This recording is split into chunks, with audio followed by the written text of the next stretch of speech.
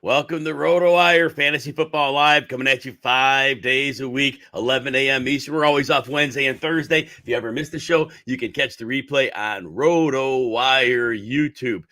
It's a pseudo game day today. We have Saturday. We have 3 NFL games today, so there'll be points of time to talk about those. This show, though, we're going to get a lot of Sunday DFS. We're going to get some Sunday gambling. If you have start-sit questions, you'll join this show Sunday, at 11 a.m. Eastern. At the very end of the show, if anybody had start-sit questions after John and I are finished, I could grab those start-sit questions because I know there are 6 teams playing today. So if you have those, I could save those for the very end. All right, John Ryan, every Saturday, the Predictive Playbook Sports Channel. RotoWire, does NFL, college, all sports. John is on a heater. John always is a big winner. He's been gambling professionally for almost 3 decades. 21-5 against the spread NFL run, 81% in 4 straight on his 10-unit plays. But even when you take the long-term approach, John is 68% in the last 4 years on his 10-unit bets, 65% ATS last 3 years, NFL and NCAA combined. So again, John's a consistent winner. When you're listening for gambling advice, take it from somebody that does this regularly. Don't just count on somebody that's just spewing out nonsense. John Ryan, excited to have you as you do every Saturday. Oh, I love it. It's great to be on the show, Jim. Thanks for that huge shout out. I have to admit, I didn't see the 10-unit play we had on Monday on the over winning by as much as it did, but I think that was the all-time record amount of margin winning a bet. It was just unbelievable to watch that game. It was like, it was like watching a high school game where one team was obviously superior to the other, and you know what was going to happen before it even happened. But to give up 63 points with a total of 34.5, it just was a remarkable day. Thursday night game. Yeah, the Thursday night game. Oh, Thursday, right. Yeah, not the Monday night, right. I get my days mixed up in the holidays, Jim. It's just one of those times of the year. But real quick, we are running a special for those that are interested to give me a test drive, and I'm going to put some confidence behind it. So you get the rest of December for just $79. That's the bowl games, NFL, NBA, every single sport. And if it loses you money, then you get the entire month of January for free. I can't think of a better way to go than that. Also, if you sign up for this as a special incentive, if you like sports card collecting, I have a Derek Jeter rookie card that I am going to do a live raffle on YouTube, so it's transparent. So anybody that signs up for the 79 deal, you're automatically entered to win that, and the value of that is at least $1,500. So let's get going and get signed up. Yes. All right. We are going to go. John's going to give a pick. I'm going to give DFS, and then we'll go through that process 3 times and then call it a day. And at the end of that, if you had fantasy start-sit questions, I'll let John roll, and I'll handle those start-sits for you. John, Bears and Browns are playing. Under is 37.5 for this one. Tell us why you like the under. The Bears and the Browns, this is a great matchup. I know I have a couple of, pro colleagues, if you will, that really like the Bears in this matchup, but I'm on the other side with Cleveland, and sometimes this happens. That's what makes a market. That's why, some people are bearish on Apple Computer and some are bullish. Some people are bullish on the Bears and some are bullish on the Browns. So that's what makes this fun, because it is a two-way market and there are two-way flows and everybody has reasons for what they do. But in this matchup with Chicago and Cleveland, I think Chicago's running out of steam here. They have been great for us. We were on them last week and the week before, but this is a very tough assignment because Cleveland is a playoff-bound team if they take care of business.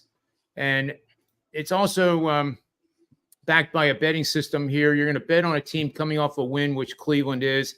That team converted 3 or more fourth downs in that win. And that's important. Sounds like it's trivial, but that kept the chains moving.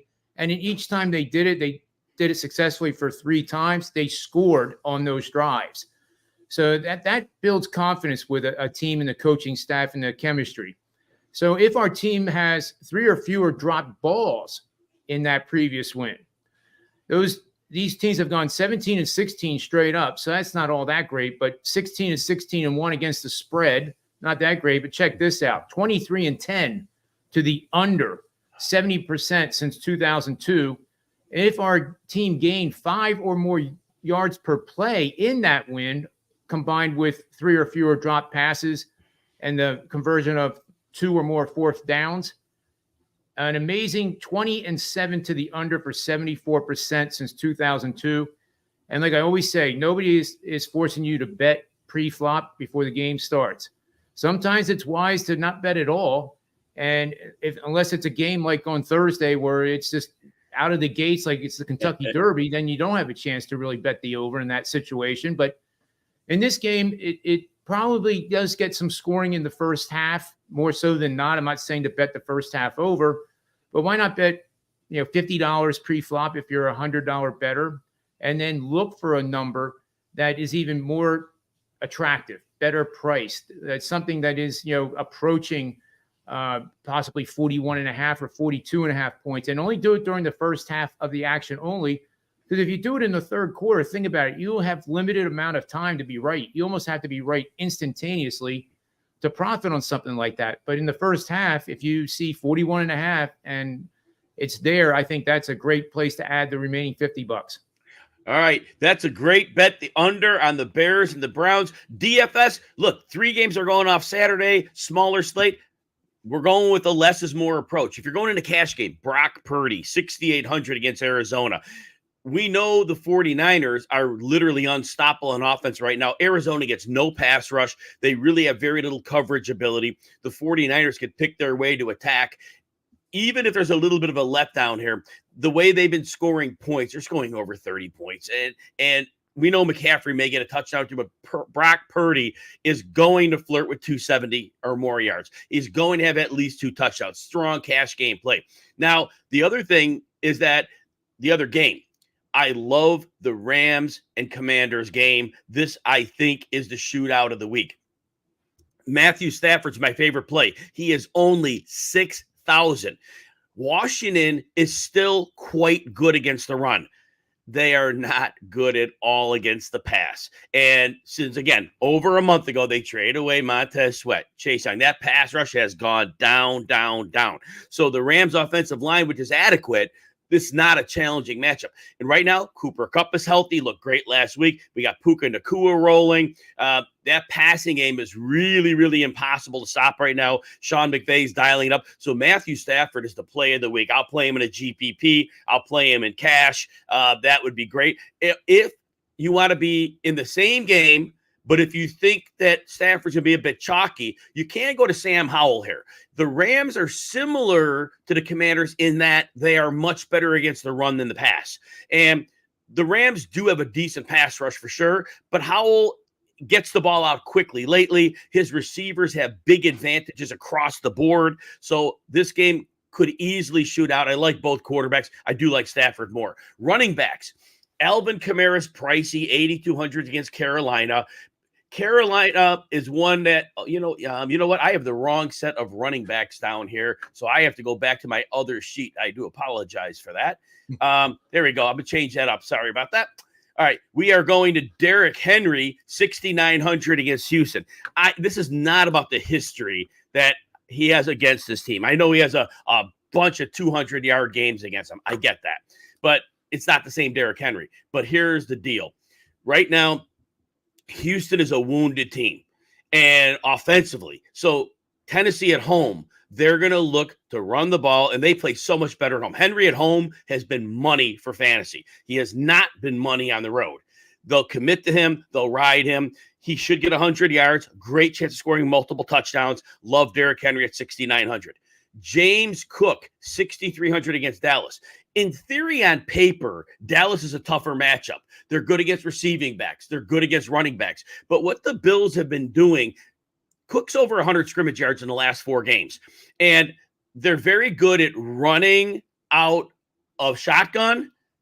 Teams have to defend the pass against him. Cook has been used in motion as a receiver, so he's not being used in a typical manner. Really, the offense right now is about Josh Allen and James Cook, and Cook is cheap at 6,300. And then Zeke Elliott, it can be chalky, 5,800 against Kansas City. Look, Kansas City can't stop the run. That has not changed. They are not a good run defense here. And Bill Belichick, they're going to run the ball here. They're going to run as long as they have. But if they fall behind, it's fine. Because we saw last week, Zeke caught 7 passes, 70 yards through the air, and he scored a touchdown. So Zeke is going to play. He got all the running back touches last week. That continues here. So Zeke is like a phenomenal chalky, but he will be effective in this game. Antonio Gibson's 5,200 against the Rams. If you are, I want to do a heavy stack on this game. Now, Brian Robinson's out, but Chris Rodriguez is going to take much of the early down work. But Gibson, who usually sees about 5 targets a game, he may see about 7 or 8 in this game, and especially when shootout mode if they're trailing. So you could add Gibson into that stack at 5,200. Deontay Foreman, 5,000 at Cleveland. The Bears are going to have a really tough time throwing against Cleveland. This is not a good matchup for the passing game. Foreman established himself as the clear number 1 last week. I don't see that changing. They need the physical presence of Foreman. And at 5,000 cheap dollars, he also could find the end zone for you. He could flirt with 70-plus yards, maybe even going higher than that. All right, we are going to go to John Ryan's pick number 2 before I come back with more DFS later. Again, at the very, very end of the show, if you pop, start, sit questions in the chat, I will grab those at that time. John, Saturday night football. Detroit is home against Denver. This line is going up, up, and up. It started around the 3.5 range. It's up to 5. It's gone up a little bit at a time. Right now, I checked, it was 5. Different books, different numbers. How are you looking at this game? Well, I think this is where you get the opportunity to do an arbitrage. And an arbitrage is a simultaneous buying and selling of similar securities in Wall Street. So what we're doing here is we have similar teams because they're all members of the NFL. And we're essentially selling Denver and buying Detroit. Detroit has really fallen down in the rankings, especially my power rankings.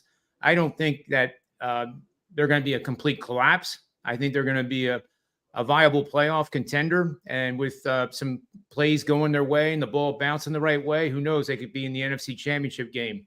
They have the offense to do it. There's no question about it. And I think similarly, we saw this a couple of times this year, Jim, with teams like San Francisco ripping off 5 in a row and looking like they were just going to go 17-0, then inexplicably losing 3 in a row. Then when everything looks bad, they suddenly get on a 5-game winning streak. So they're 10-3 on the season on 3 streaks. They haven't alternated win-losses here the whole entire season. And I think similarly, we're in a situation with the Detroit Lions where we're getting a team very cheap, because Denver has done some extraordinarily great things over their last 10 games. Yes. And although I'm not a big advocate of Sean Payton over the years, he certainly should be in the discussion for Coach of the Year, because look at that start, 0-3. The third game, they gave up 70 points to the Miami Dolphins. Then they only won 1 more game until they were 1-5. So over the last, 10 weeks, they have been 7-3 in the NFL, one of the best records over the last 10 games. But this is a tough assignment. They're going against a team that really needs to win to keep those Minnesota Vikings off their tails, because Detroit plays Minnesota 2 of the last 3 weeks of the regular season. Detroit loses this game, the pressure of an aircraft carrier is on their backs, and then anything can happen when you have pressure. There's no reason at that point, should they lose this game, that you can automatically think they're going to be a playoff contender, as I outlined. But Denver has been on a tremendous run. Can't say enough about how they bounced back. And sometimes that nonsense too, Jim, where if you go 0-3 to start the season, your season is over. That's beginning to become antiquated, I think. I'm kind of tired of hearing it anymore. Yes. So with this game, I do like Detroit quite a bit. And Detroit is supported by the following system. Betting on home teams to start. And the road team that they're facing is playing their 3rd consecutive road game. Doesn't happen all that much in the NFL, but it does. And the road team is coming off a road win. Okay, Denver is.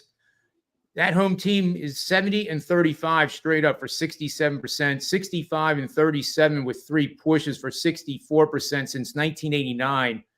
And there's more, Jim, as always, if the road team is coming off an upset win and facing a non-conference foe, which this is. 7-4 straight up is the home team. 9-2 against the number is the home team. 82%. Again, since 1989. Very rare but powerful situation.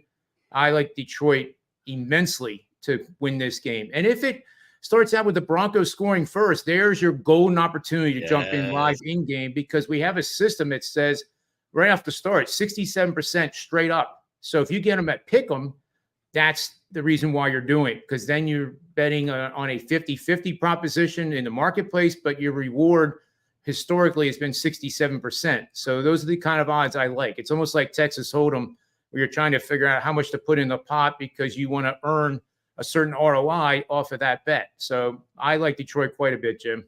No, I love that call. Detroit, they should come out, blaze that run game. They're going to run the ball down the Denver Broncos' throats in this one. It's going to be fun to watch. Sam Laporta probably is a big game here too. So I'm going to go over the rest of the DFS. John's going to give you a third pick. And then again, if you had some start-sit questions at the end of the show, I will get those for you.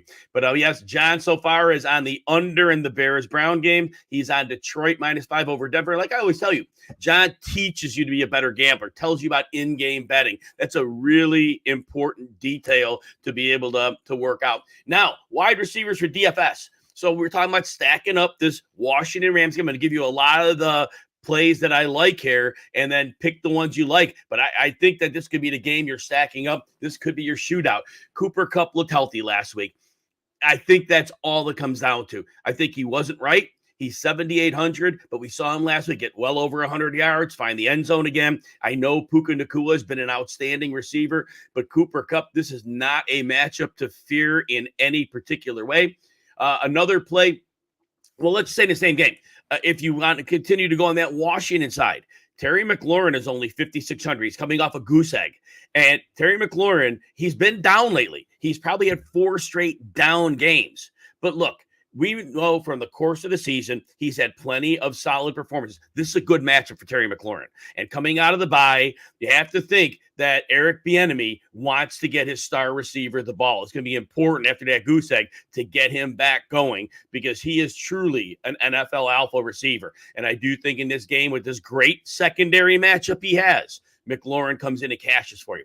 Other receivers, Deebo Samuel, 7,700 against Arizona. I know it's pricey, but he is on a heater right now. And in the middle of the field, Kyle Shanahan's play calling has just been perfect to get Samuel going. They're finding the weak spots at linebacker or safety, and they have Samuel getting lined up against those players and consistently spanking the defense for it. So Samuel would be a spend-up player. Finally, I know I'm going to him almost every week right now, and I know the production last week wasn't there. But again, if you're looking to save money, Jonathan Mingo is 3,900 in Atlanta. He's getting close to 10 targets in the last 2 weeks per game. It's at least 6 per game over the last 5 weeks. Atlanta is not a secondary to worry about. I don't think they take A.J. Terrell, and I don't think they're going to say, oh, this is a game where we have to make sure that he'll play his side, and Mingo will be away from him enough. And Mingo is seeing targets at 3,900, just like he did 2 weeks ago. He has enough of a floor to give you a good, solid fantasy performance, to give you money available at other positions. Tight end, Jake Ferguson against the Bills. Jake Ferguson is 4,800. Now, Buffalo's been great against number 1 receivers this year, but since the Matt Milano injury, he was like the tight end stopper for them. And they've been very vulnerable to athletic tight ends in the middle of the field. Well, check on that at Jake Ferguson. And I do expect this game to be higher scoring. Jake Ferguson continues to be an elite play. This week, he could put up big numbers as opposed to the solid numbers, but most week. Now, continuing to stack up that Rams-Washington game, I know Logan Thomas goose-egged in a good matchup last week, but again, if the game shoots out, the Rams are very weak in the middle of the field against tight ends. Terry McLaurin could get his, but Logan Thomas. I'm giving you all these pieces. Pick the ones you like best of them, but these are the players I think have the best opportunities. So far, it was McLaurin, Gibson, Logan Thomas, or Sam Howell, and then on the other side, I gave you Cooper Kupp. We gave you Matthew Stafford. You could even, if you felt frisky, go in with the coup. I left him off on purpose for this one. Last tight end, you want to go cheap here. Chiggy Okonkwo. He has had a very high scoring floor with Will Levis in almost every game he's played. He's getting down field stretch shots down the seam, taking full advantage of them. Houston has not been solid in defending the tight end. Also, their best rusher, Will Anderson, the rookie, is out here, and they have other injuries across the defense, but there should be a little more time for Will Levis to throw in this one, and Okonkwo he's really become the de facto number 2 receiver in this offense. Defensive special teams. Dolphins are 4,000 against the Jets. Look, Zach Wilson had a great game last week. Do I bet on him having 2 great games in a row? Not really. Dolphins played horribly on defense against Tennessee. I think from a defensive standpoint, they step up here. The Browns are 3,500 against the Bears. Look, I know that the Browns have injuries. Delpit's out. Thornhill's out. They have injuries that are just piling up. They lost Agbo Okoronkwo. But I still think you've still got Myles Garrett who's getting healthier. You still got Zadarius Smith. Denzel Ward, fingers crossed, plays this one. And if they have their 3 corners and those 2 rushers, they could make some big plays happen here. Finally, the Giants 2,700 at the Saints. We don't normally like betting against the Saints at home. The Giants are cheap though, and it's a punt play. And look, Derek Carr, lot of problems with him in the infighting with his team. This team could implode at any time, and Derek Carr is more than willing to turn the ball over at the end, put you in an advantageous spot. So that's your punt play. John, we have one more here. The Jets are getting 9 points in a divisional rematch against the Dolphins. The Dolphins, Tyreek Hill hasn't practiced all week. Devon Achane hasn't practiced. I think he had a limited on Friday. He's dinged up. The offensive line is in shambles. Connor Williams, one of the big interior linemen, he's done for the season. Everybody's nicked up. What's your call on this game? Well, you have to start with the Jets in their game last week being 0-0 at the half. They became the only game going back to 1980 and perhaps ever that actually exceeded the over total. In other words, the closing total, I believe, was 33.5. They ended up scoring 36 in total after being 0-0 at the half. That just doesn't happen very often.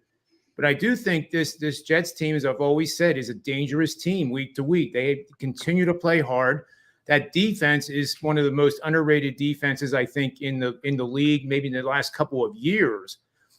Why? Because the offense has not been doing much at all. But they scored 30 points and a half and that has to give them confidence. And wouldn't it be great if they could just, make this like their playoff game and get some revenge from what Miami did in the first matchup? I think the Jets are going to come out loaded for bear and make this a very close game. And I wouldn't be surprised to see them win it. Okay, so that's an opinion. Let's get into the numbers. And the numbers here clearly state that playing on road underdogs of 3.5 to 9.5 points with a defense that allows a completion percentage of 60 or higher, and coming off a game where they allowed 5.5 or fewer passing yards per attempt. Simple to remember, simple to track. That has gone 55 and 27 for 68% over the last 5 seasons. It's 37 and 14 over the last 3 seasons, which in my head I think is 72%, Jim. It's a big number. But the one that I really like here, and I'm going to share this, and I'm glad you're sitting down, because if you're not, this would make you sit down. Betting on the Jets this week on the money line is supported by the following system. Play on road teams using the money line that are coming off a home blowout win of 21 or more points in the last 4 weeks of the regular season. 32 and 11 straight up, 74%, making 21 units per unit bet on the money line, and that is a super stellar situation for the Jets to find themselves in. And it's independent of whether the team has a losing record or a winning record. The results are still the same across the board, whether it's a dog or a favorite even. So the fact that we're getting a big dog here, sprinkling the money line, or maybe 2 sprinkles, is quite worthy to do with the Jets this week. I like them quite a bit, Jim. Oh, my gosh, that's a great one. The Jets +9. Yeah, that looks like a very, very sharp line. As always, John's giving you the trends. He's giving you the real knowledge of the teams, and this is why you trust John Ryan as your go-to gambler. Now, first of all, if you want a free subscription to RotoWire, 2 days behind the paywall, no credit card needed. Go to rotowire.com/Jim. I also want to finalize with John. John's going to tell you about where to find him and his work. John's going to tell you about the special. He's going to remind you about that. I'm going to cut John loose, and then I'm going to take your start-sit questions. So hang tight for that. John, tell us again where to find you, where to find your work, and how to get your special. Well, you can start at RotoWire.com. My NFL article will be published later today by the editors, and it has even more golden nuggets in there for you to learn from and hopefully make some money from it and at least learn how to handicap these games using analytical information. My website is predictiveplaybook.com, and as we said at the beginning of the show, we have a kind of a neat little special here. I guess it's like a Christmas thing. $79 for the rest of the season, all access, every single sport, includes the 10-unit max plays, which, as Jim said, hit 68% over the last 4+ years. We're on a 4-0, 10-unit run in the NFL. It'll be one this weekend as well. So that right away that's a $50 value just from the one 10-unit play. So I like to think it's a pretty good deal. And then for fun, even whether you're a sports card collector or not, I threw in a Derek Jeter rookie card. So anybody that signs up for this special subscription will be automatically entered into the drawing. I will do the drawing on YouTube Live on Monday at 7:00 p.m. And that way, there's no funny stuff going on. But seriously, I hope to see a lot of you guys taking advantage of this. And I promise you'll learn 100 times more in value than the $79 cost. John, it's a heck of a deal. I thank you for offering that out there, everybody. Hopefully people take you up on that and win big in the holiday season. John Ryan, I'm going to do some fantasy start-sit questions here. I'm not going to make you sit through that, but I'm excited to have you back next Saturday. I know you're going to get some big cashing winners this weekend. Good luck, and John, I will see you next week. You got it. Thanks a lot, Jim. Thank you. All right, let's get some start-sit questions here. So we got one from Nito. Should you start Love or Wilson at quarterback? So first of all, look, Jordan Love, I talked about the Monday night game being a letdown spot. The Packers were a young team coming off a big win against Kansas City. I did not think they were going to fare very well going into the New York Giants stadium and playing, and they ended up. But now they're playing Tampa Bay. Tampa Bay blitzes, but they don't get a crazy amount of pressure. But that Packers offensive line, even with no Bakhtiari, he's been out for about a month and he'll be done for the year. That offensive line holds up and gives him protection. And I know there's no Christian Watson, but the Buccaneers have been horrible against the pass. Carlton Davis is out. Jamel Dean has missed games and he's questionable. I doubt he plays, but even if he plays, they are down many bodies. They also Vita Vea in the middle. Now, I know it's more of a run defense thing, but regardless, he puts a lot of pressure up the middle. He's missing his game. Ryan Neal, the safety's out. Green Bay at home is in a great spot here. Russell Wilson's tough to trust. Detroit is a really bad pass defense. But Russell Wilson has been hid by his coach all year. They don't want to trust him with the game on the line. They know Sean Payton knows he's not a good quarterback. He might run for some yards here. I think Jordan Love has a better floor and a higher ceiling here. I think there's more risk with Russell Wilson. And I get the appeal of Wilson. Again, he's probably going to run for some yards here. And they're probably going to be at a point where they're trailing at some point. But if Detroit runs the ball the way they can, they could shorten this game significantly because they have two running backs that should dominate. I'm giving Jordan Love a 65-35 edge here. But I always tell people in the fantasy playoffs, you got to trust your gut because ultimately it's your season on the line. But I do give Jordan Love a solid edge in this matchup. George, we got George up here. George, 2 out of 3, PPR, St. Brown, Chase, or DJ Moore. I know Amon-Ra St. Brown has been down recently. The good news for Amon-Ra St. Brown is he would avoid a lot of Patrick Surtain. That certainly helps. And in the middle, he should be fine. Now, we also said they could run the ball very well, but they're still going to throw. And the middle of the field is a great place to attack Denver. St. Brown has a great floor for you, and he always has that, especially at home. Home golf is always much better. So I think Amon-Ra St. Brown, the volume is going to be there. Now, Chase, look, he's going to get targets. Minnesota's been good against number one receivers. They play great coverage concepts. They send a lot of pressure at the quarterback from undecided locations. Quarterback is never going to feel safe. Can Chase break a long one? Anytime. Yes, he can. But I think the probability is that Cincinnati doesn't get a lot going in the passing game here. If your gut says start Chase, you start Chase. But I'm going to give and DJ Moore has been questionable, but he practiced. So based on the information we have, it looks like DJ Moore is playing. So DJ Moore against Cleveland. Look, do I like the matchup? No, I don't like the matchup. But he should get involved in some shorter passes, run after the catch ability. Overall, here's how I'm going to rank it out. St. Brown to me is in. Now, the Chase Moore one is still close. I think Chase gets more targets than DJ Moore. I think both are going to need to break something after the catch. Ultimately, I think both games are lower scoring. It's really close between Chase and Moore the more I look at this. And the problem is a Sunday game. I expect that Denzel Ward is playing. So as I look at that, I think that's a little more of a limiter on DJ Moore. I'm actually going to give Jamar Chase a 52-48 edge here. I'll give him the edge because I do think personnel-wise, Chase has a better chance of breaking the long play. It's a close one. All right. Ryan, Browning today or Kyler Murray tomorrow?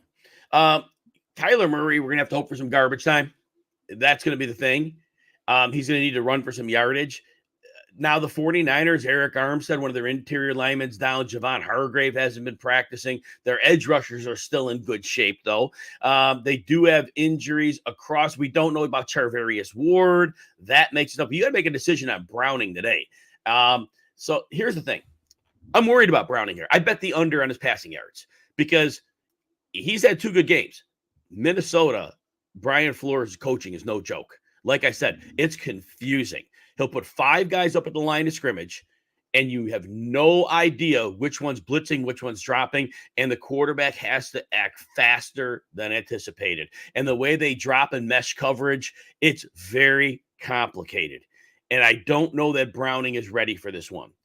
I'm going to give Murray the edge because I think there's some garbage time here. And I think the banged-up 49ers defense, there's a road game at Arizona.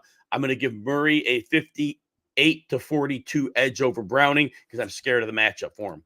Evan, Jalen Warren, or Calvin Ridley. So Pittsburgh-wise, Indianapolis has completely crumbled against the run. And they got Grover Stewart back last week. Didn't make a difference. They have crumbled. At the linebacker position, they are just not stopping the run. And Warren hasn't been great lately, but he's getting his double-digit touches. Now, Calvin Ridley, they're playing Baltimore. It's not a good matchup. And Ridley will see a lot of Marlon Humphrey here. They're certainly not going to shadow, but he'll see enough of him. And I think that the Ravens will prioritize making other players beat them. Zay Jones, maybe Evan Ingram. And the pass rush will get home. The offensive line is really beat up for the Jaguars. Warren has a higher floor. So I'm trusting Warren with the high floor. I don't think Warren has an outrageous ceiling. Now, Ridley is boom bust because we might not get much, but there's a world where if Lawrence gets clicking, if they move him around, the formation, get him in bunches, they get him going. But it hasn't been consistent. And so Ridley is very risky. Boom, boom, bust. But Warren is safer. So if you want the safe play, it's Warren. But if you need 20 points out of your player, Ridley has a small chance of hitting that, but Warren wouldn't hit that. Warren's safer. Chad, how crazy are you for the 100-unit bet? Are you safe considering dominance of Brian Flores? Hey, I love Minnesota here. They're on the road, though, and there's that, right? And they got Nick Mullins. I don't know what we're getting from him, but hey, I get it. And then Chad Browning, TD, underpass. Yep. I'm with you on all of that. I think the Minnesota defense is in for a really good game here.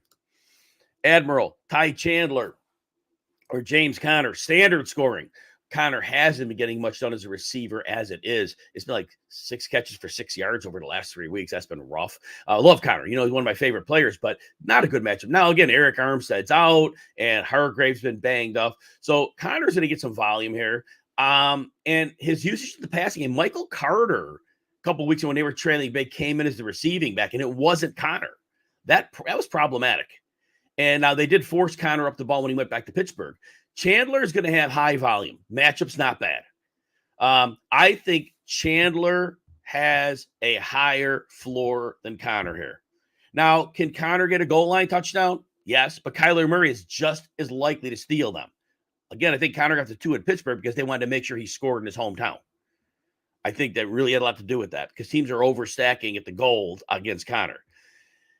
I'm giving Ty Chandler the edge here. I'm giving him a 52-48 edge here. If your gut says Connor, I get it. Could he score? Yes. Connor's a great running back. I just think Chandler's going to see a more voluminous role here.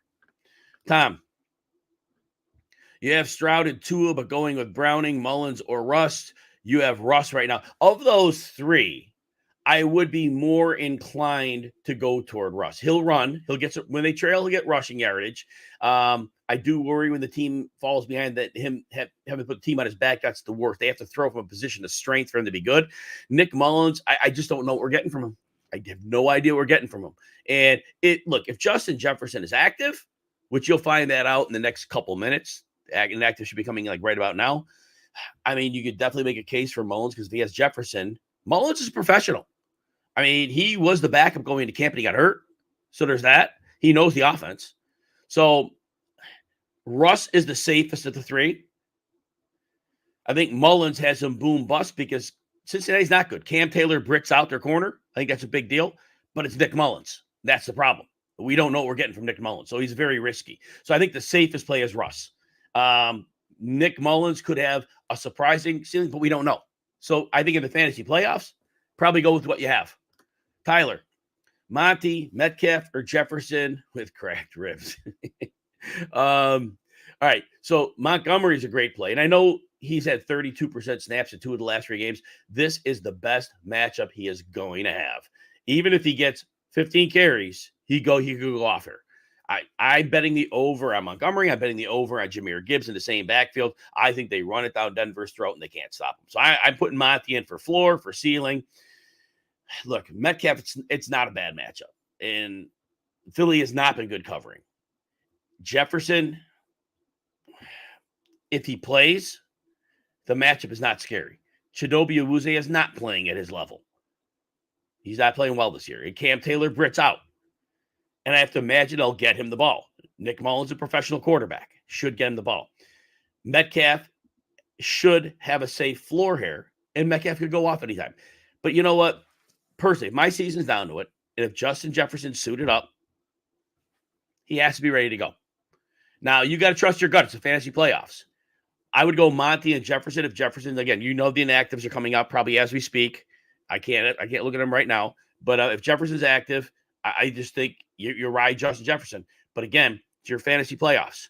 And if you're worried that the ribs are a problem, then trust your gut and go with Metcalf. Metcalf should be safer. He should be safer. And he could have a big game. So there's that. But you drafted Jefferson. He's on the field. I probably roll with him. But again, Monty's in for me. All right, let's see what we got here. Tyler, Jefferson over Mixon. You're afraid of Jefferson. And again, if you're worried about Jefferson, you got to trust your gut. It's the fantasy playoffs. It's your team. It's your season. Don't let somebody talk you in or out or something. And, Mixon, not a great matchup, but he's a compiler. Chase Brown's cutting into his work. But Minnesota has been very good against the run. And receiving backs do middling. So it's not a terrible matchup for Mixon. It's not horrible, but it's not a great matchup. But Mixon gets volume. And he has a safer floor than Jefferson. But Jefferson, I don't know how much, Mixon can always score a touchdown. He's active at the goal line. So that's a tough one because you have a really high floor every week with Mixon. And he'll get pass targets. So Mixon is super safe. And he should have a fair ceiling. So again, it's your trust level of Jefferson's injury. And that one we can't really project as to what capacity he'll be at. Chav, Javonte or Keaton Mitchell. Detroit gives up receiving yards to running backs, and Denver hasn't been afraid to throw the ball to the running backs. So there's that. Keaton Mitchell gets his 9 to 10 carries a game. Jacksonville's been good against the run. Middling. They're not great. They're not terrible. They're on the road here. He hasn't had the consistent explosive plays. His yardage has been, he had an 89 combined yard games 2 weeks ago, I think. But the yardage has not been great. He hasn't scored in the 3 games. I think Javonte Williams has a safer floor And I think just betting on Mitchell to break a big play in the fantasy playoffs, I think that's a tough sell. Whereas Williams is going to get you 15 touches. He's going to get some receptions. I think the floor makes Williams worth starting over Mitchell because it's just risky with Mitchell. And you're just counting on that big play, and you never know if it's coming. Chad, you had the Vikings +1 at first half, Bengals under 10.5 first half points. Oh, nice. I like that. John, need 2 running backs. Javonte, Bijan, Monty, Kyren. So we talked about Monty. The matchup can't be better. Even though he's splitting work, it's a great matchup. Kyren Williams is so hard to sit right now. Washington's been good against the run, but that duo running scheme, downhill running scheme, they're getting him as a receiver. They're using him at the goal line. Williams has a high floor, and he has a really high ceiling. And look, we love Bijan Robinson. He's going to be a very good player in this league. They're on the road. They're at Carolina. Carolina, they're not a good run defense. They're good against receiving backs, so that kind of hurts a little bit. I just think at this point, Montgomery has a beautiful matchup. Kyren Williams has been the guy there. I'm giving the lean to Monty and Kyren Williams here against the fantasy playoffs. If your gut says another one, you heard my case of Javonte. Bijan should have a decent floor. I just don't see a ceiling game here. But those are the 2 I'd go with. Anthony, all right, thanks for those comments. George, Zeke or ETN? Look, ETN's playing about 60% of the snaps. He hasn't been great. He's nicked up. He's playing Baltimore. Not a good matchup. He hasn't had an explosion game in quite a while. Zeke, it's a great matchup. He's going to catch 5, 6, 7 passes. Has a chance to score. The run blocking's been very, very good. I get it. I have ETN ranked slightly ahead of Zeke because we kind of know his role, but it's going to be really hard to sit Zeke here. Sometimes we make these rankings and it's like, well, ETN could score multiple touchdowns. He could break a long run. Zeke is a safer play this week, and Zeke has a decent ceiling. I don't think ETN goes off here. And if you're in PPR, they're both going to catch passes, but Zeke's going to be heavily involved here. I give Zeke a 52-48 edge if it's my team. I give him the edge because the volume is going to be guaranteed. Anthony, thanks for telling people to smash the like and subscribe button. Appreciate that. Randy, would I risk it with Chase Brown today or hold off for Connor or Spears? Well, Brown's averaging about 10 touches over the last couple games. He's going to be a part of this. Not a great matchup. There's that. Connor, we said, it's not a great matchup.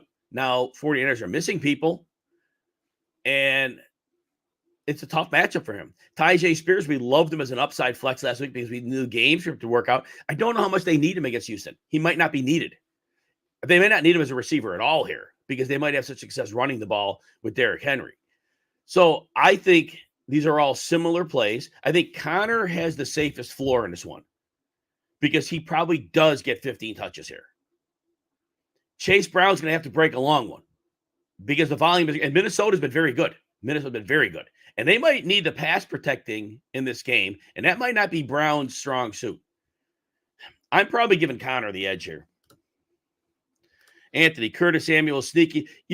Curtis Samuel is most utilized when the opponent has good outside corners and a good pass rush. Now, the pass rush is decent from the Rams, but their corners aren't. And I think it's a function of when they have to go to Samuel. I don't think this is a game they have to go to Samuel. He could have a big game at any time. He's very unpredictable, but the way the setup is, it doesn't look like it's an optimal one for him. Nito, if you're chasing points already and want more upside, you go Chris Brown. You probably mean Chase Brown. And you love Samuel. That's good. Anthony, Mingo looks like he's getting the Thielen volume. Yeah, you're right. I think it was from ownership. I think ownership wanted to see what they got in Mingo. I think it was an organizational decision to force him the football. Chad, Darius Slade, knee scoped, out for Monday. He hasn't been playing well, which has been interesting. Certainly doesn't help them not to have him, but he has not been playing well. And the middle of the field is the most attackable. So all that said, I mean, look, DK has a great opportunity. Now, that if Geno has the groin injury, and I should have mentioned that to the other person who asked the question earlier, Geno has a groin injury. He's not going to be 100%. The Eagles could send additional pressure to try to compromise that. But look, DK is in a great matchup regardless. If it's Bradbury, he's not playing well. He's the physical corner. And honestly, it would never be if they decide to play a guy on the side, they play zone mostly. If they decided, it would have been Slay on the Lockett side, because Slay is never matching up a DK. That's a James Bradbury. Now, Bradbury hasn't been playing great, but he's the physical of the two corners. I think whatever your projection at DK going in, I think you remain it where it was, because again, Slay was never matching up well with DK because he's the more finesse corner, whereas Bradbury's the more physical one.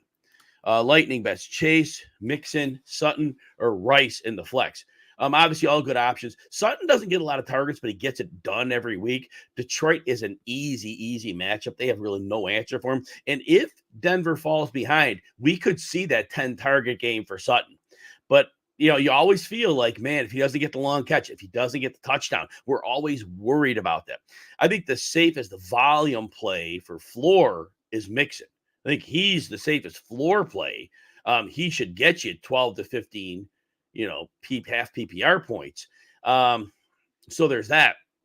I don't know how high Sutton's ceiling is. Rice, I don't think Bill Belichick looks to take him out. I think Kelsey's the one. He's the mark. Jamar Chase, obviously, we talked about it earlier. Not a great matchup. All the pressure that's going to come, he's going to get targets. Mixon seems the safest. Sutton, to me, seems to have the most upside.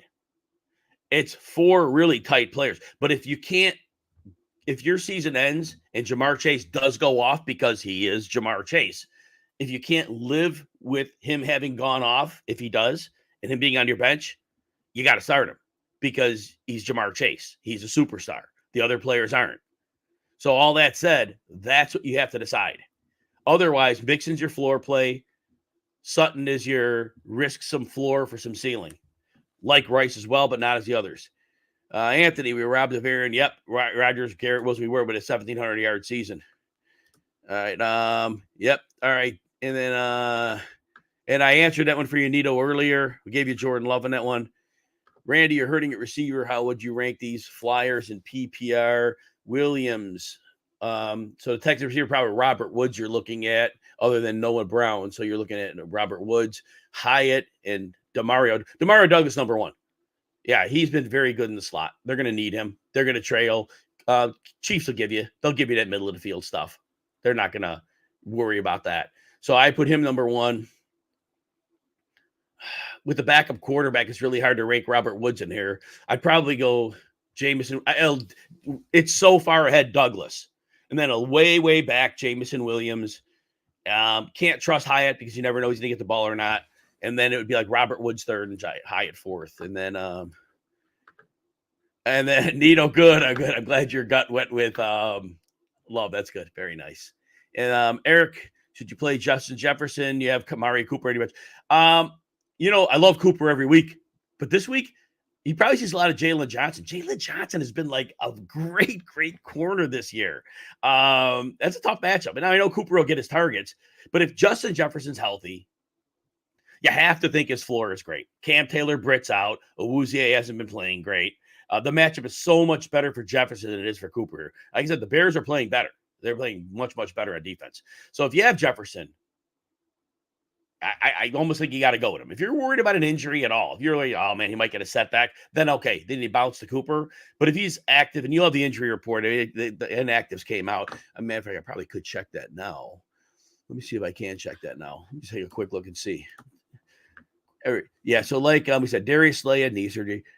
Justin Jefferson is active. So I mean, can you live with Justin Jefferson on your bench and he goes off? Probably not. So that's probably the litmus test. Randy, best swing for defense: Dolphins, Colts, or Titans? The Titans are down. They got rid of Tierre Tart. Jeffrey Simmons is out. They had their big defensive game last week. I still think it's the Dolphins, because the Dolphins played horrible on Monday night. And I think they come in and they're going to step back up defensively. I think that's going to happen. I like them the best. Arturo, Nick Mullins is low-key, good take completion. He's a professional quarterback. He knows the system. He would have been the backup, but he got hurt. So he's a professional quarterback, and he has targets. And there's no recent film on him. I think that's an advantage. And you like Chandler receiving yards? Yeah, I could see that. Admiral, you're welcome. And thank you, Chad. Tell me Jefferson is active. I appreciate you. Jordan, you need one. Warren, Edwards-Helaire, Ridley, Higgins, or Lockett. You know what? I like Lockett here. Lockett has a great matchup. And, like I said, Slay, and I know they don't play sides all the time. But if they were going, if Lockett's on Bradbury, the double moves kill him all day. Now they're going to have a backup corner. I do like Lockett here. They're going to have to score points in this game. And Lockett is going to have a great matchup. And Philly has been really weak against the second receivers. So I like him probably best of the entire group. But if you want the safest floor play of them all, Warren might have a safer floor in a great matchup against Indy. But the floor isn't like crazy high. But he's the safest floor. Because look, the receivers, Lockett has one of those games he doesn't, maybe show up. So it's risky. But I don't think it's huge risk. I think they're going to have to score in this game. And so for that, and the run defense is so good for Philly, I think they're going to have to throw. I like Lockett, but Warren is probably the best floor, the safest floor. But Lockett is a reasonable floor, and I think he has more ceiling. Paulin, Boats, Najee, Dobbs, or Zay. You know what? Najee has a great matchup this week.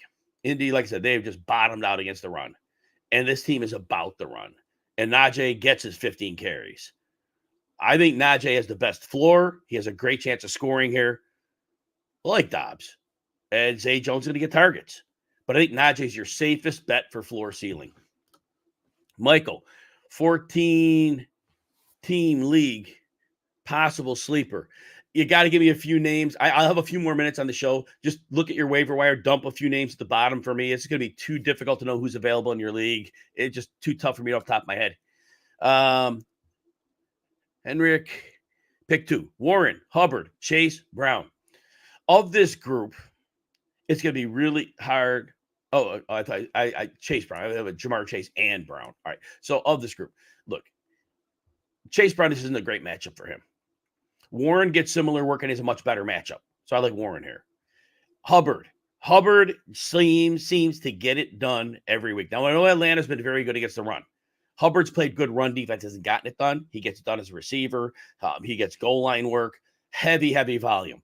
You go with the volume in fantasy football, I think Hubbard's got to be the volume play. And I think I like Jalen Warren 60-40 over Chase Brown. I love Chase Brown. I'm in a lot of best ball leagues. Finally scoring some points for me. But I think of these three, it's Warren and Hubbard for me. Daniel, T. Higgins or Jordan Addison? Yeah. And, you got Jefferson, you got Hockenson, and Addison, since Cousins is gone, it's kind of dried up. T. Higgins had the two longer catches last week. In theory, T. Higgins would be the possession guy here. I don't think there's a lot of passing yardage. This is a gut call. I am going to give Addison a slight edge here because of the cornerback injuries in Cincinnati. Cam Taylor-Britt's out. Awuzie hasn't been playing that well. And I think they're going to try to put as much attention on Jefferson as they can, which should open it up for. I'm going to give Addison a slight edge here. Trust your gut, though, on that one. George, DK point system, DraftKings, you need 2 out of 3. Evans, Wilson, or Moore. You know what? I'm going to go with Evans and Wilson here. Wilson is going to get those 12 to 14 targets. And Evans, look, last week they forced the ball to Godwin to a squeaky wheel. We kind of saw that coming. That kind of goes back to normal this week. There is nothing scary about Mike Evans' matchup against Green Bay. Even if Jair plays and Mike Evans it's not a problem for him. They're probably going to trail in this game. DJ Moore, I love it. My favorite player. And this, one of my favorite players. But Denzel Ward right now, and you know what? This is Sunday. If Denzel Ward's out, then I'm putting in DJ Moore over Garrett Wilson. But if Denzel Ward's in, I just think the 3 corners, the pass rush, a little too much. So I'd go Evans. Like I'm going Evans and Wilson. But if cornerback Denzel Ward is inactive, then I'm putting in Moore over Wilson. And Eric, thank you. Amari Cooper versus Jerome Ford. You know, the center Ethan Postic's out. The tackle Dwan Jones is out. Cleveland offensive line reeling right now. Bears have been a much better run defense recently. I don't like Cooper when he's on Jalen Johnson, but it won't be on him every play. I'm going to give Amari Cooper the edge here. I'm giving Amari Cooper the edge here. The Bears defense better than that offensive line is banged up. All right, next one. Would I play Zay Flowers over Jefferson, Gibbs, Cook, or Waddle? Cook's getting so much run in passing game usage. Gibbs is a great matchup for him. Jefferson, I can't sit him in this one situation. There's a case to make it playing over Waddle, especially if Tyreek Hill hasn't practiced all week. And man, if he doesn't play, I just don't think it's like Waddle stepping up because those corners have got Waddle. I think they can handle Waddle. Waddle did well against him the first time, but the divisional matchup, Zay Flowers is a higher floor than Waddle. And I don't know how ridiculous Waddle's ceiling's been because it hasn't really been there. You could play Flowers over Waddle, but if your gut says Waddle, then go with it. Daniel, need one. Higgins, Addison, or Noah Brown? I just had a T. Higgins, Addison with somebody else, and I'm giving Addison like a 51-49 edge over Higgins. Noah Brown has 2 goose eggs in a row, and now he gets a backup quarterback. And so, yeah, I got to be out on him. The goose eggs are real prominent. I know he had those 140-yard games. That's when everybody was cooking, and nobody could pay attention to him. I'm giving Addison a 51-49 edge, but if your gut says Higgins, I get it. I think I answered this one for you already. I went with Najee. Lightning, Betsy, you're welcome. George, Warren, Gibson, Chandler, Lockett. So I do think again, somebody had a similar question, and Gibson just always iffy. I love Gibson this week. And he could catch a bunch of passes. He's going to lose work. The early down work I think it's going to stay with Chris Rodriguez. So Gibson will see a little elevation at targets. Lockett has a great situation here. Warren, I'm going to say Gibson has a higher floor than Warren, though, because I do think in this matchup, the receptions are going to be there. Gibson is your floor play, and I do believe he catches 6-7 passes here. But I think Lockett has the best. Oh, you got Chandler in there, too, though. Chandler's best floor play. Cincinnati's not a bad matchup. He'll run, he'll catch. Chandler's your floor play over those other two. I think the best ceiling is Lockett because this could be a big game for him, but there's risk. So if you want the safest play, it's Chandler. If you want to shoot for some ceiling and risk some, possible floor, it would be Lockett. Yeah, and at half PPR, exactly, that'd be perfect for half PPR.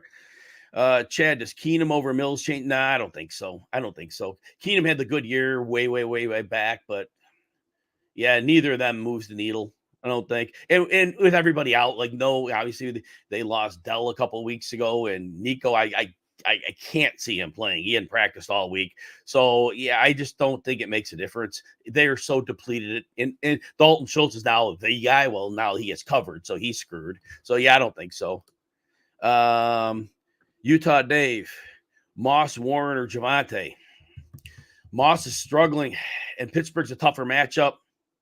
Javante's the best floor ceiling play here because they're going to pass the ball to him. You could get to Detroit through throwing the ball to your backs, and he's going to get the volume. He'll have the best. Moss could see a little more volume than Javonte, but the recent downtrend for Moss, I'm going to give Javonte a slight edge here. If your gut says Moss, if you think he comes back with that game, I get it. But the matchup is not pristine here. And they're still down on offensive line. The right tackles on. It's made, I guess they're usually talking about their interior line, but it's made a difference. Randy, Shaheed, or Addison? So I think Addison is a safer floor. I think he gets you, 7-8 points. Shaheed, it's always a boom bust play. And I love the play here. I think Shaheed could go off here, but it's risky. So if you want to risk floor for ceiling, then it's Shaheed. I think Addison's a safer floor play. Daniel, will Jamar Chase score anytime? I give him a 30% chance of scoring in this game. This is not a great matchup. Michael, Chase Brown, Charbonnet, or Gus Edwards. Gus Edwards seen his workload just crash down. He's so TD dependent. Charbonnet, it's not a great matchup. Philly's been great against the run. Chase Brown, it's not a great matchup. I don't know if they're going to pull him out because the pass protection issues, all the blitz. So they all have situations. Overall, of this group, I think Edwards is too risky right now. I do think that I'm going to give Chase Brown a very slight edge over Charbonnet. If your gut says Charbonnet, roll with it. Seattle is at home, so there's that. But I do think, I'm worried about the pass protection. There's a possibility Chase Brown sees diminished work because of pass pro. So I'm going to move Charbonnet to a 51-49 over Brown. I have to do that. All right. And then Pay King, bench Tyreek for Montgomery. It's because of the Saturday-Sunday thing, right? If there's no clear word that Tyreek Hill is playing, you have to. Because if he's inactive or if he's a decoy, I think you almost have to. If you get word he's a full go before Montgomery's game tonight, then you play Hill. Yeah, I think so. And Gibson's out of that equation. So, Gibson's. All right. So, all right. I see what you're saying. So, if you're worried about a hedge, I mean, Montgomery has a really high floor and a good ceiling here. Fantasy, I like Gibson, but you never know what you're getting from him, right? I would go with Monty unless there's clear word before the Tyreek's playing. I would do that. Warren, Gibson, or Chandler at the flex. Chandler is the highest floor, and I think he has a similar ceiling to them all. So I'd go Chandler. Marcos, half PPR. Mostert, Jahmyr Gibbs, Pollard, Zeke Elliott, and Zach Moss start 2. Jahmyr Gibbs, great matchup. Achane is not nearly 100%. I'm going to give Mostert the edge. Mostert did really well against New York last time he played him too. Close on Pollard. Zeke's a great play. Zeke might have a higher floor than Mostert. But at the end of the day, Mostert's been playing at such a high level. The offensive line's really banged up. They did lose their center. I almost want to say, as much as I like Mostert, I almost want to say Gibbs and Elliott. Elliott's going to be like heavily involved here. Moss has been trending down. Pollard, he's had the 3 touchdown streak, but has been ordinary. Gibbs is a great matchup. I lean Gibbs and Elliott. Patrick, see, Uncle Ted, the problem is Patrick Taylor is the 1-to-1 replacement for Aaron Jones. He's the receiving back. They specifically kept him on the practice squad for when Aaron Jones was out. And so they're different positions. They're both running backs, but they're different positions within the offense. So it's not a 1-for-1 trade. It was Emmanuel Wilson. He's an IR, but it might be Kenny and Drake. They had Kenny and Drake to their practice squad. If they had one of those clowns, that's who's going to be. But Patrick Taylor, it's not a 1-for-1. Eric, Kenneth Walker, Amari Cooper. Bad matchup for Walker. Not a great matchup for Cooper. I just worry about Cooper's matchup here a little bit. The Bears, but you know what? Flacco's going to force him the ball. I'm going to give Cooper the edge. Tyler, Mixon, Monty, Jefferson, start 2. I sit Mixon. I can't end my season with Jefferson on my bench if he goes off. Monty has a great matchup. And I got to finish these out now. Marcos, Puka, or Jamar Chase.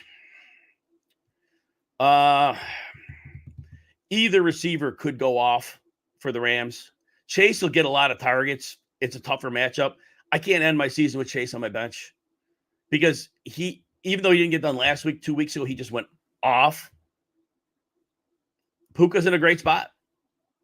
I got to think Chase gets 10 targets here.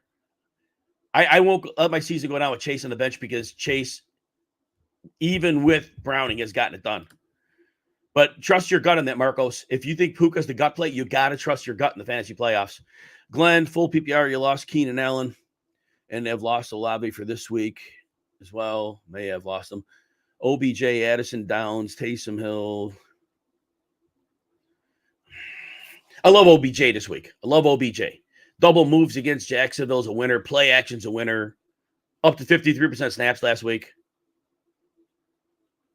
So I think he'd be my top one. OBJ would be my top one there. Taysom Hill, I mean, he seems to be fine, so you could consider him. If your gut says Hill, I get it. Otherwise, I think OBJ is a great play this week. Well, I don't think they'll purposely rest CMC, but if they do get a big lead, and I'm not convinced they will at Arizona, but Mason would get work. But they don't do it just to, McCaffrey just doesn't like sit down to sit down. They have to be winning big. Okay, and let's see here. Daniel. Pickens, Mitchell, or Schultz. I worry about Schultz with a backup quarterback and no receivers take attention away from him. Worry about that. Pickens has not a bad matchup, but he has Mitch Trubisky. I'm giving Mitchell a slight edge here. Trust your gut on that one, though. Dre, Odell Beckham's having his best season 20. Okay, yep, I love him. Olave will be fine. Hopefully he is. Hopefully. I don't know what we substantiate that on, but I hope he's okay too. Warren, okay, you answer somebody else. Downs or Shaheed? Downs has a great matchup. Attacking the slot against Pittsburgh's very advantageous, but he hasn't had a really good game in 3 weeks. Shaheed is just very boom bust. And so I think they're both boom bust, but I think Downs is a higher floor, so I go with Downs. This is my last one. Lucius, Chase, Rice, or Montgomery? Again, if you can live with Chase being on your bench, and if you never know if he'll go off because he could at any time. If you can live with that, Montgomery has the best floor ceiling combo. Otherwise, it's a great matchup. Even though his snap share is down, this is a phenomenal matchup from Montgomery's the safest play with a good ceiling. But if you absolutely can't live with Chase being on your bench and he goes off, you got to make that decision. Good luck, everybody.